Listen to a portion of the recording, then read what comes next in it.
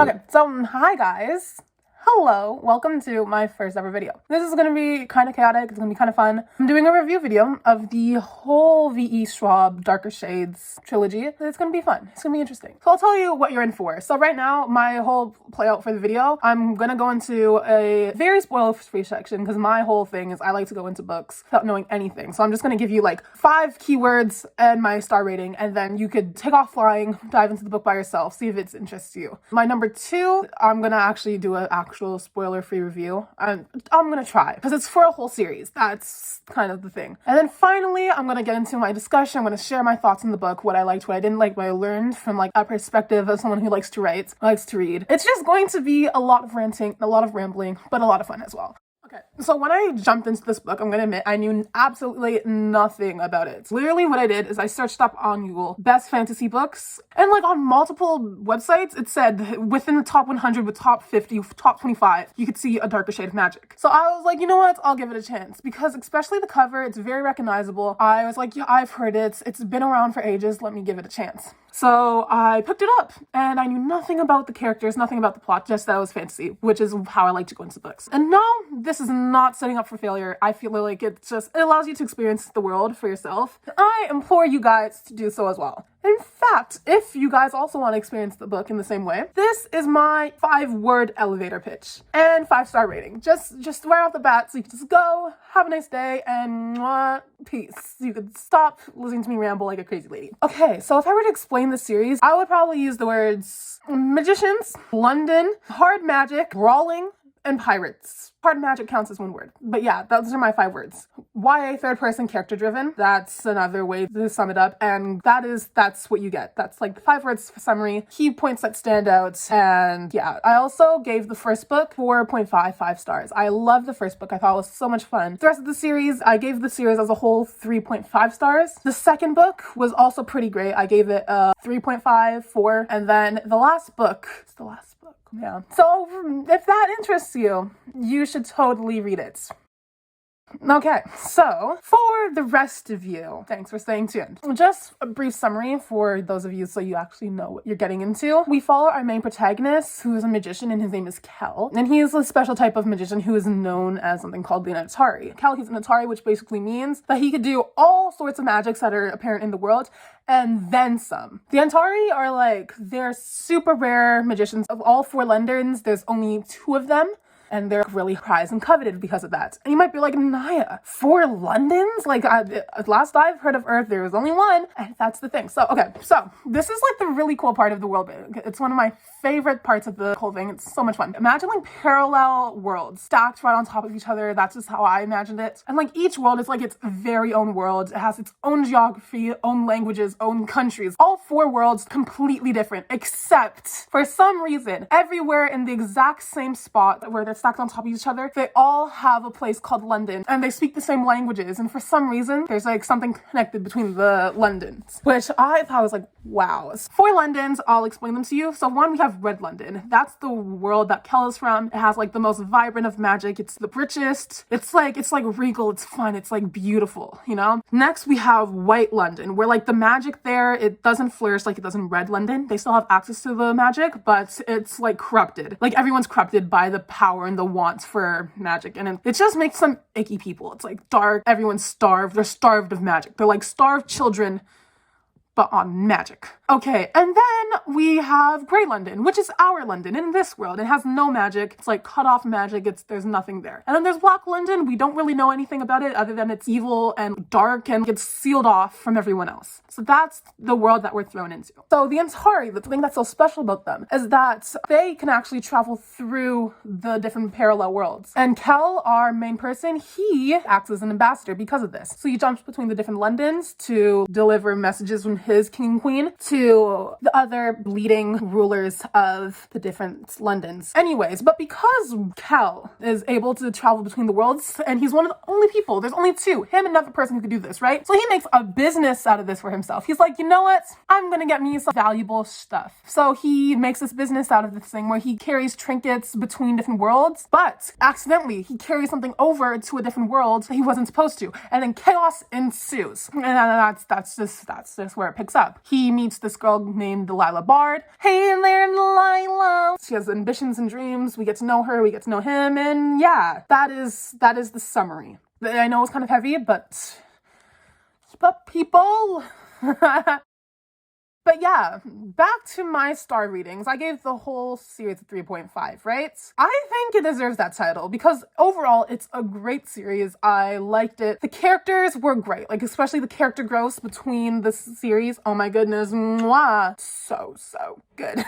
It was a really fun read for the most part. It was really easy to read, seeing as it is written in a YA format. And yeah, and also the world is just fucking spectacular, bro. It's so much fun to read. I loved like the concept, especially in the first book, as we dived into it. I loved hearing about the different Londons and how distorted and how different they are. Actually, one of my favorite parts of the first book in particular, seeing as that's the one that had like the moodiest part, was when they were showing off the difference between the worlds. Cal, the main character, the way he carries himself in each world is like vastly different based on like the cultures and the way people perceive him and are expected to perceive him. Like in White London, where people respect power, he has to seem all big and bad, and like I love seeing how brutish and like moody he is. And Red London, he has to be this royal regal prince because he's a royal regal prince, and he's worshipped and he's awed and blessed because he's Antari. And then in like Grey London, it's like he's just kind of not there because he tries to blend in with the crowd. It's Grey London. They don't know about magic, and so they don't know about him, and he's just another person. So it's really interesting to see how he interacts between the worlds. That was fun. The first book in particular had like this almost like dark feeling to it. It was like giving alternative, grungy, but it's just kind of edgy, you know? It's like dark and mysterious, and I liked it. And while that bit of novelty kind of worn off, the more we learned about the world as we got more into the series, it was still enjoyable to read. And I didn't mind it that much, that like it lost that really cool novelty feeling because we were learning more about the world and we were getting more head dived into like the magic system, the history and all that. So that wasn't a big deal. It was really fun to explore. And yeah, overall, besides the amazing world and concepts that are created in this world, the best feature, for me at least, was definitely the characters. Throughout the whole series, the characters were really strong, especially since this is a more character-driven story. I guess there's action, there's fights, it's like a lot more meandering. I didn't mind that so much in the first two books, so I'll get into a bit more of my takes for that later, but no, that was actually a somewhat smart idea, especially in the first two books, because it really allowed you to get to know the characters. It was so much fun. It was, yeah, Cal, love Cal. Delilah, I like Delilah too. She really grew on me. And Delilah Bard, which is who Cal meets in the first book, she's a thief and she has a dream. She doesn't want an average life. And I love that for her. She's really standoffish though, really teasing. And like, she's just a fun, typical YA kind of girl. I liked it. I liked her. She was fun. And that's all I really have to say about her. The character development everyone goes through. And not just the main cast, but also the side characters as well. Everyone is just so lovable, bro. Like, you don't even know. So Cal loved him. He's like a broody antagonist kind, but like, he's not. He's also broody antagonist, but pampered prince. Put those two together and it's like, why am I rooting for this whiny brat? But he's more than that. He's kind of like witty. Oh my goodness. And Rye, I loved Rye, bro. I loved Rye.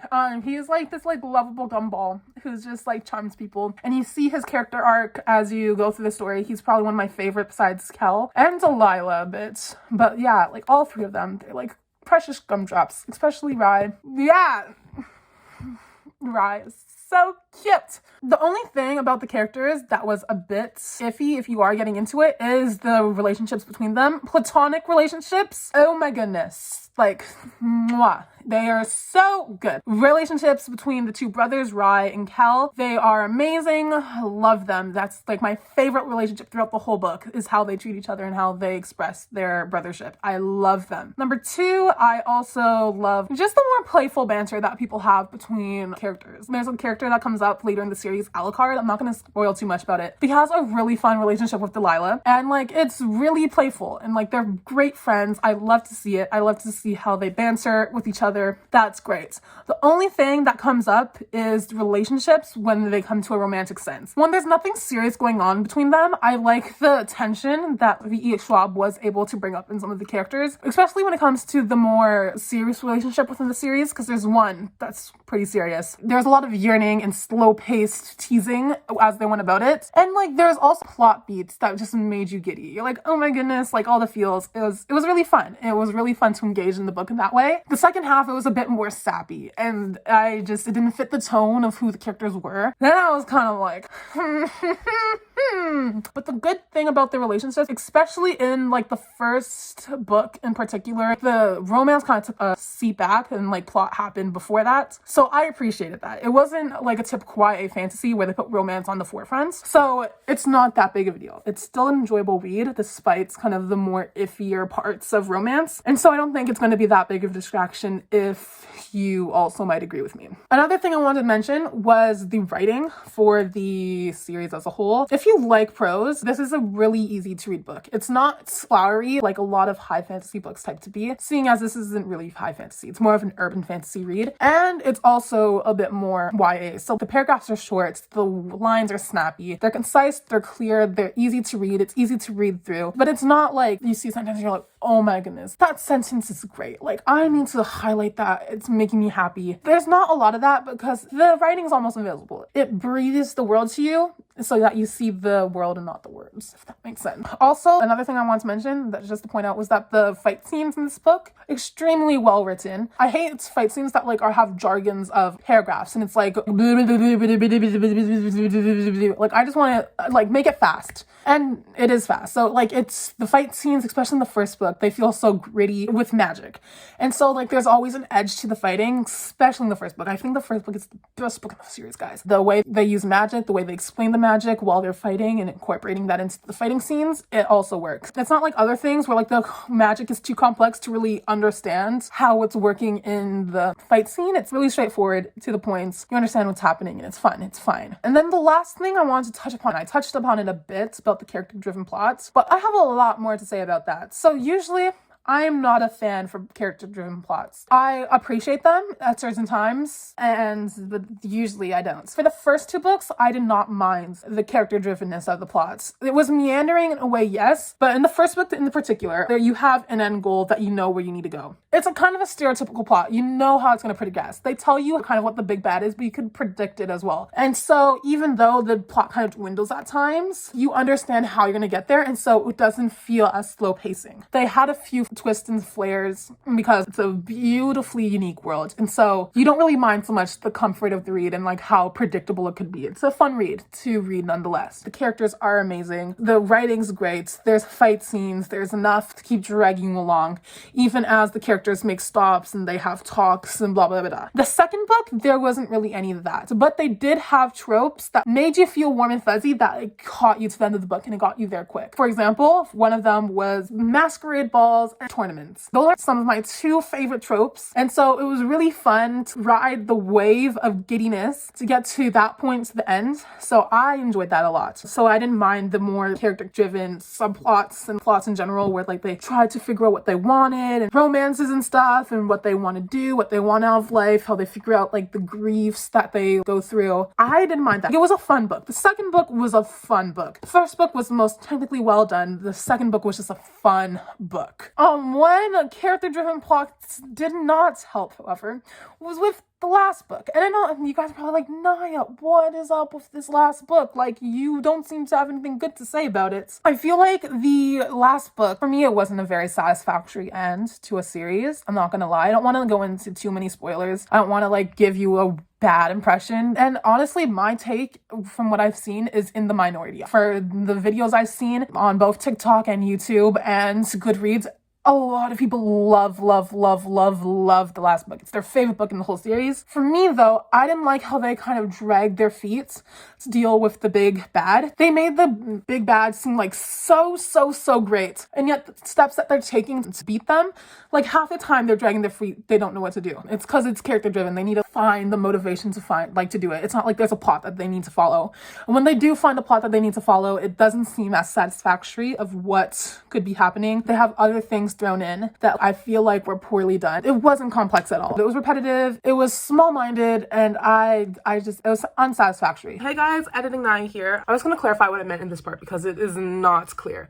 So basically what I was trying to say is that the ending was just not satisfying. It didn't really resolve much the way I wanted it to be resolved, because the big bad in the scene is supposed to be atrocious. It's supposed to be a big bad. I don't want to explain who the big bad is because like I feel like that might be a spoiler. One of the things that is is supposed to be atrocious, they just go on one quest and then it's figured out and they're like, okay, yeah, slay. And there's like a few cheap shots to try to say, oh yeah, they had losses, but like, was there really any losses? And it's just like, there was liabilities in the first two books, but by the third book, all the mistakes were really highlighted. There was a lack of consequences that became apparent in the third book. There was really cheap and petty shots at drama. V.E. Schwab tried her hands at one of my favorite genres of fantasy, and it sucked so much. I understand that's not the main genre of this urban fantasy book, but still, if you're gonna try to execute something, don't make it that cheap. It just felt like, oh, we need drama, so let's throw in all this stuff. By the end of the book, there was like a whole bunch of POV hopping. To me, it was a mess. Since it was so character driven, they're like trying to show like the consequences of all these characters and how they're feeling, and like not just our main cast of characters, like all of them. And I was just like, it was too much for me. I was like, goddamn girl. So yeah, bye guys. I would still read it though. If so, what I talked about sounds interesting to you, I would still read it since my opinion is in the minority. So yeah, that's my whole ranting spiel, but my final thoughts on Darker Shade of Magic, I think it's worth the read. I love the story, I love the concept, I love the characters, and I feel like it was a really fun read for the most part. I'd recommend it if you're into YA, if you're new to fantasy, if you're into urban fantasy, if you're looking just for a comfortable read, you know, just to kind of breeze through. It's not anything complicated, anything that you're gonna have to spend years and years reading, like those high fantasy series that are like dozens of books long. It's an easy read. If you're into character-driven plots, if you're into third-person POVs, or if you don't mind it, that's good for you too. If you like pirates, magicians, brawls, and action, then pick up this book. You'll probably enjoy it. Also, if you're like, I want to read it, but like, I'm kind of scared of the last part, if you read the second one, you're going to want to read the last one. But the first one, it can be read as a standalone. The first book, it sets up the world so that when the next two books happen, it's more like a duology, part one and part two, because it's kind of one story, it leads in one into together. While the first book, there's like a big gap between the books, kind of. And so yeah, so you could get away with just reading the first book, call it a day, and have a great time. You could read the series as a whole and still have a good time. And yeah, thank you for watching this far. I know this is one of my first videos, and it's probably going to be a mess. I really appreciate you guys sticking through. If you would be so kind, I'd really appreciate it if you liked and subscribed, just to help me out a little bit. And yeah, so if you want, you guys could cut the video here, call it a day. I totally understand. Or without further ado, you can get into my spoiler section. Yay! So, I have been waiting for this part. Let's talk about my thoughts of this series as a whole. What I've learned, what I didn't like, what I did like, what I would have changed, where this thing could have went, how I would have liked it. I have a lot of thoughts, guys. I have a lot of thoughts. In the first book, right? Okay, so remember, if you've read the book, there's this one scene where they're finding this one guy named Holland, and he's like this masterful Atari, right? He's like Cal, but he has so much more experience because he like grew up like with people trying to cut his throat. So you already know that he is on the go. He's like pow, pow, pow. So like he's a really good fighter. And so Holland gets a hold of the stone. It's in the first book. I don't know what chapter it is. I don't care what chapter it is. Let me just get this out. Leading up to this point, Cal keeps on explaining how important his blood is to being Atari. He's like, the Atari magic is in my blood. It has to do with my blood, blah, blah, blah, blah, blah. Well, there's this one part where Holland is making him bleed out, right? And I was like, oh my god, you wanna know what would have been such like an interesting idea if he's like, I'm using the stone that can grant me any wish in the fucking world. I am using it to take away your power so that you can't bother me. You're gonna be stuck in the gray world with Delilah Bard. And like, there's already this dark magic coming from the storm seeping into this world. People are getting corrupt. They're turning into like these mindless zombies. Their wishes are like turning corrupt. The Black Plague is kind of spreading from like this stone and like the chaos it's causing. But Holland, he's gonna use this black stone to like drain Cal of his blood because he's just bleeding out for no reason. So I thought he was gonna like drain away all his magical blood and he's gonna be an average normal person stuck in the gray London and they're gonna deal with it that way. And I thought that would have been such a cool idea, but they didn't do that. It was just like, I'm just draining you of blood just to keep you weak. And now I'm gonna get knocked in the head and you're gonna steal the stone or something. But they didn't do that. It was just like, I'm just draining you of blood just for plot. And I was like, why would you put so much effort into explaining that the blood is part of the reason why the Atari are so magical. It's in my blood, it's in my eye. Blood as red as the magic river that sparkles of magic. I don't understand why that was so important. When I was reading this, okay, I was sitting in my car, I was listening to it on an audiobook so I could read it while driving. I parked my car, and I couldn't leave my car for 12 minutes because I just had to listen to this part. I was like, oh my goodness, is he losing his powers? Is that what's happening now? Are we going to be stuck here and having to deal with London and having to save the whole of London, but in Grey London, and they're going to have to try to find a way back, and they're going to have to defeat this big bad? They didn't do that. They went a pretty basic thing. They're just chasing the stone now. They're chasing magic. And that's how they went. I wasn't too mad at this because I was able to follow along. It was, yeah. Also, the Danes, fucking loved them. I loved the Danes. They were the perfect villain. They were, again, like Tweedledee, Tweedledum. They're the big bads. They're scary. But from the POVs that we got from Holland, and even what we see from Cal, the way they're able to go after what they want, they felt scary. It was intimate because we interacted with them, we know them, and they're just creepy. They drink blood. And it was just creepy. They felt creepy. They tortured people. It was intimate. The way V.E. Schwab constructed the Dane twins, it was fantastic. I loved them as villains. It wasn't the people that say, oh, they're just torturing just to torture. I'm so evil. We felt the horror when they went about torturing people. And we saw through Holland's eyes a bit as well. So the Dane twins, oh my goodness, they were great. The fact that what also made them great is the lengths they took, the devious plans to take over Red London, how they're actually able to infiltrate it with the gift. Rye isn't Rye. He stabs himself. Rye's dying. Cal brings Rye back to life. The horror I felt for the Dane twins because they went where they did was amazing. They were the best villains in the book by far, and I think that's horrible to say because there was supposed to be a big bad that was practically God later in the thing. If you're going to elevate villains, you have to elevate villains as the book goes through, or else the stakes don't feel stakey. So yeah, the fact that they went there with them, the fact that they made the Dane twins kill Rye, even if it was a superficial death because Rye came back, it really felt like something. It was goddamn, wow, you know? So I love the Dane twins. They died. It was okay, I expected that actually. And yeah, I love that. Rye being dead and brought back to life, I didn't mind that, honestly. I liked it. I liked that they even decided to go there rather than kind of keep Rye sheltered off. So I love that. Going into the second book, there's obvious character growth between the first and the second. Kel, he's just unsatiated. He went on this whole magical quest. He liked the adventure. Now he's just kind of placated in a magic castle where no one trusts him because of his whole escapade the book before. So that's fun on his end. Rye is dealing with, he was dead. He felt himself dying. He felt the night terrors of dying. And then he was brought back to life. And now he feels like a burden to his brother. He wants to be a king. He wants to be powerful. He's going through his own arc. Delilah Bard, she got her freedom. I didn't really talk about Delilah, but she got her freedom. She's living life as a pirate. She's learning magic. She's finally feeling how she thinks she's supposed to feel. She's feeling powerful. She's feeling adventurous. She's feeling infinite. And I love that for her. All the characters, they went to a significant character arc from the first to the second book. It's great. And I don't really have any complaints with the second book. I felt so giddy at the balls and during the tournaments because those are my two favorite arcs. The only thing that I have a criticism to say is Alucard and Rye. The drama with Alucard was so unnecessary because he didn't say I love you back, broke his brother's heart, and now there's a forever feud. Stay out of your siblings' relationships. That is my thing. Why all this hatred for someone so bland? It was petty drama. And the chemistry between the two, at first I felt it was oh, there's this teasingness, and it was hot between Rye and Alucard, but then it got sappy. And I was I didn't sign up for this. You could have made it true, and you could have made some business endeavors between Cal and Alucard. There could have been something like that where it was business related, why they can't trust each other, a betrayal that actually meant something, and not just oh, you broke my brother's heart, that's why I'm gonna run you into the ground.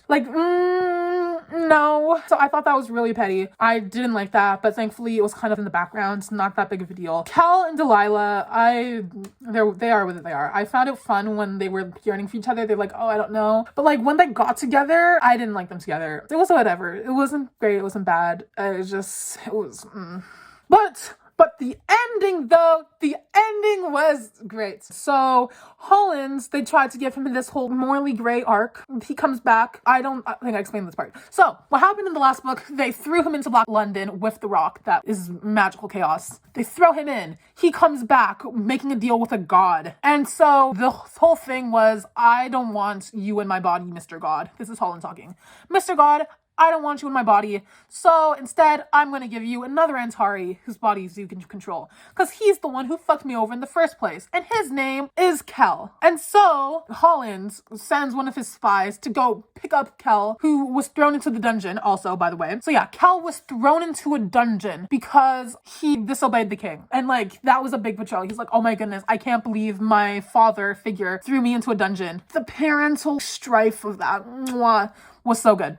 So I can't believe I almost forgot about that. So yeah, he's sent in the dungeon. He makes this deal pretty quickly. This henchman of Holland jumps into this world. She's like, hey, I can help you. They obviously don't care about you. Cal is like, okay, yeah, they don't care about me. I want my freedom. And so this henchman brings Kel into White London, where he gets locked into a torture chamber and he's being tortured until he agrees to let the big god guy into his mind. That's where it lets off. Okay? Book 3.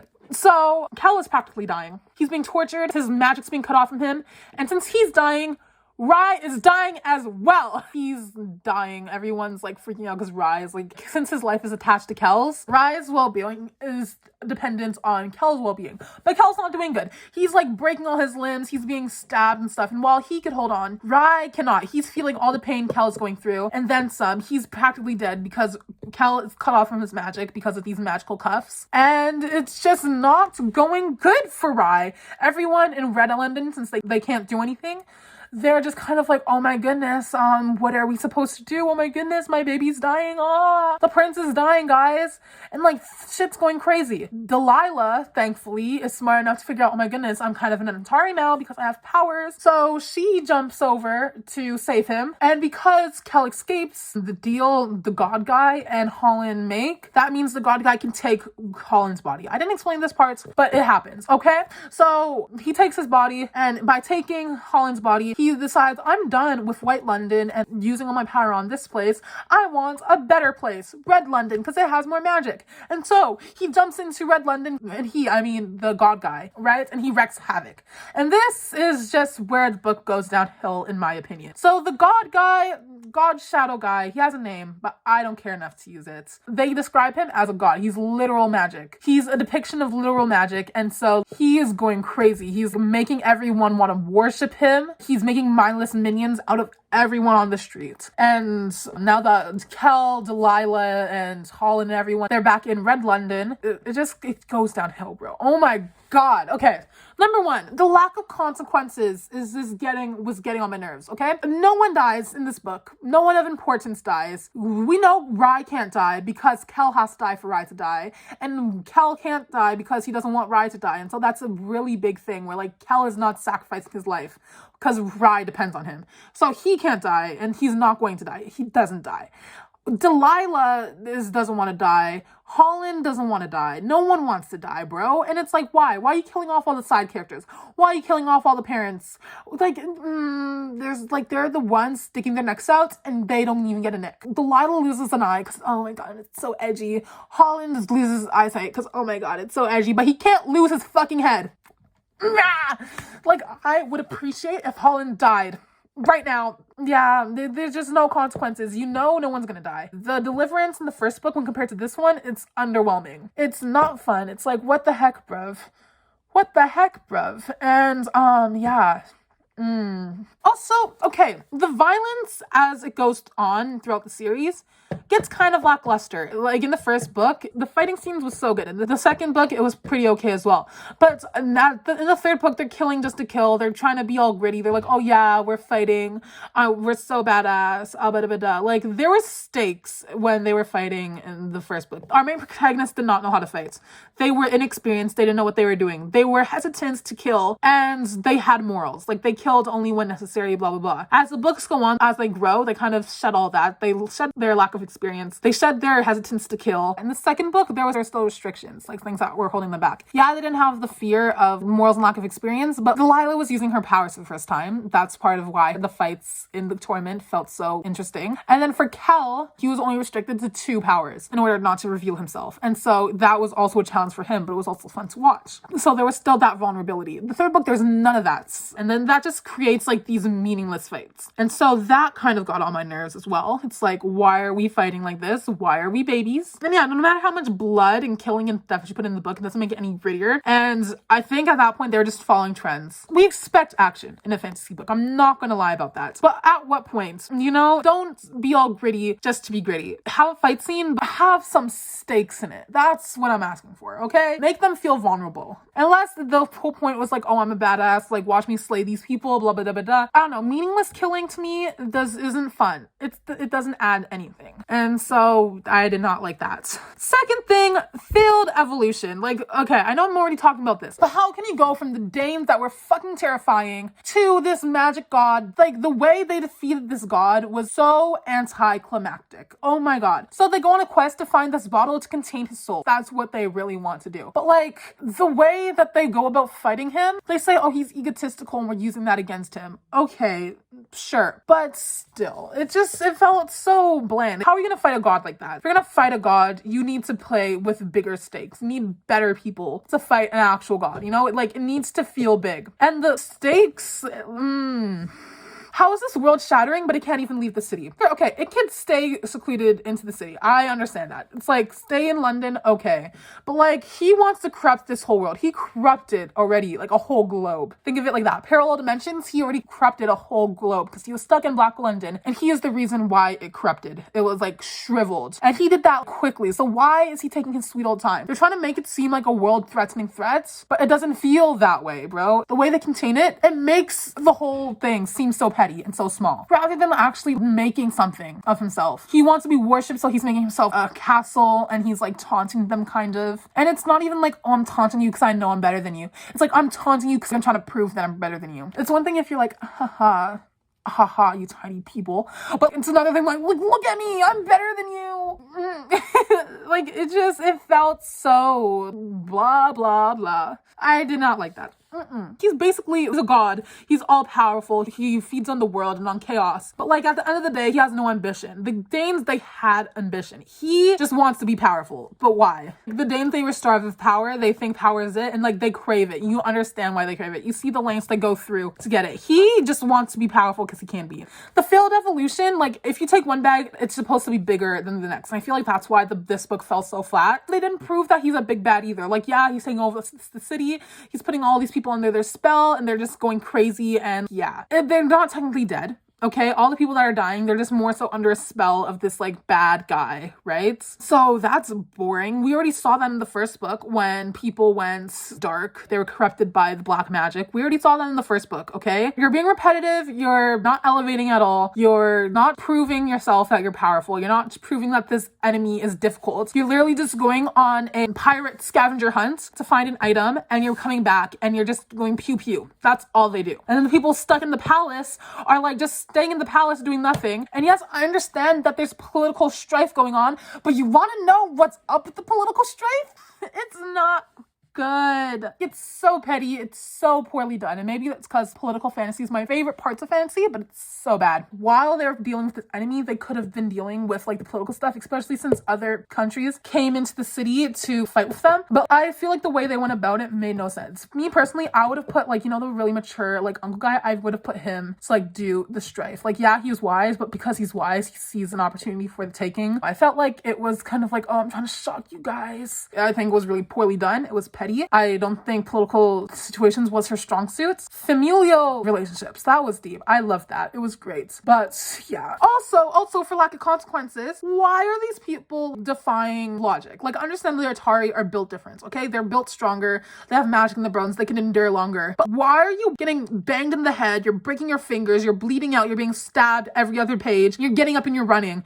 And you're like doing all these stuff, not faltering at all. At this point, you need to be realistic because like there's there's no consequences. There's nothing slowing them down at this point. There's just this big god that isn't really doing anything to them. And it's annoying. And no one dies besides side characters. Like, I was so cheesed when they had to kill Embry. Like, he was just a baby. You know, he was my baby. And why did they have to kill him? Because, like, he's sensitive. He wanted to be a priest. What I would have done differently, I would have brought the political shit in a lot sooner. Make them bring in like a whole army. I understand that they brought in an army, but like they didn't really do anything for an army. It was just kind of standoffish. But they could have used that army to make defeating the god feel a lot bigger than it actually was. Or they could have had them slaughtered by the god. Like, there could have been so much more to make the fight with the big bad so much grittier. Yeah, so like the political stuff, I would have done differently. I feel like it could have been handled a lot better. Consequence-wise, Alucard should have died. I never liked Alucard. I would have killed off Alucard if I could. Cal has to live. Delilah, make her lose her leg. She has to be a pirate with a hobble stick. She's already losing an eye. It's like, whatever. Delilah was okay.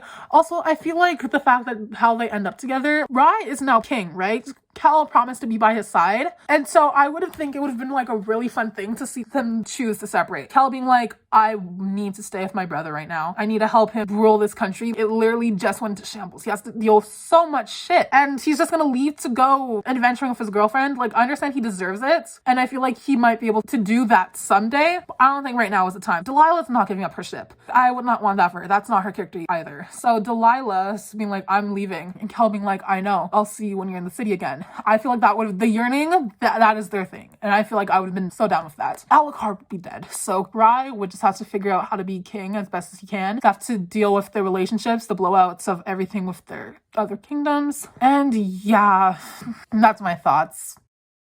So, thank you for watching me ramble and get this frustration off my chest. I really appreciated you guys spending the past, for me it's been an hour. For you guys, probably like half an hour, I hope. Thank you for spending all this time with me. I really appreciate it. And like I said, if you spent this long in the video, if you made it this long, I am insanely thankful because you're getting me that much closer to where I wish to be. So thank you so much. I would really appreciate it. It's like, honestly, from the deep of my heart, if you liked and subscribed and maybe commented down below, shared what you thought of the book, if you agreed with what I said. And yeah, first ever video. Let's go. Peace.